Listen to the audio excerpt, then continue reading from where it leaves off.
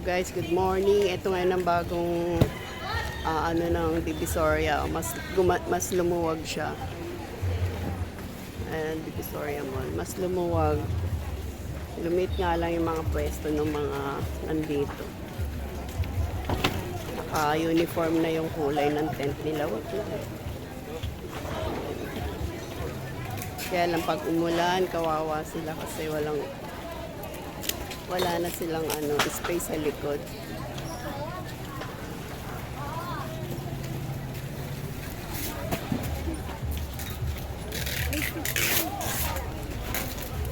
Magpapasko na kasi kaya pinaluwagan ni Divisoria. Bili yan ng mga plastic mga garapon na plastic. Sa harap yan ang Divisoria Mall. Sarado pa yung mismong mall. May inorder ka na doon?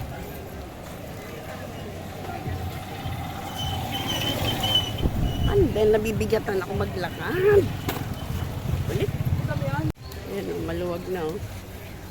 Dati, puro tindahan itong banda rito. Konti lang yung malalakaran mo. Ngayon, maluwag na. Punta kami ngayon ng RJB School Supplies.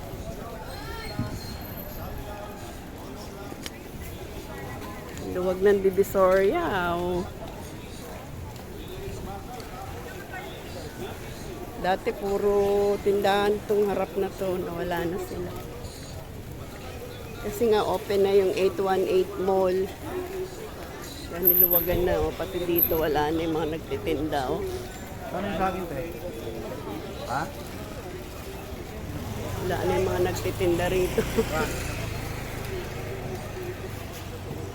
Papunta to ng Divisoria Mall.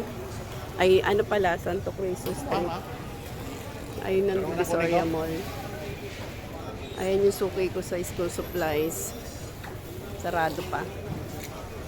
Dati dito mga nagtitinda to ng mga putputin na wala na. Pinaalis na sila o kaya lumuwag na. Bayaran mo. Magkano? 40.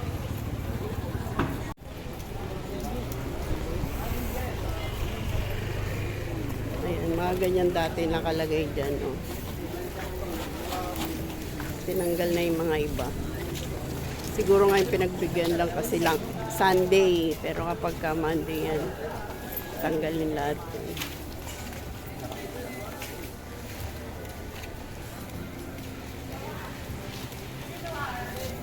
Ito ang Santo Cristo Street. Papunta ako ng RJB School Supplies. Pipick upin na lang namin yung aming pinamili dito.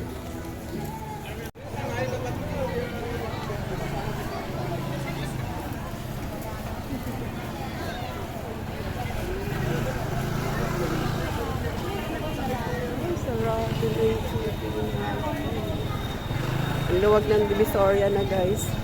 Wala na yung mga nasa baketa. Ginawal na sila.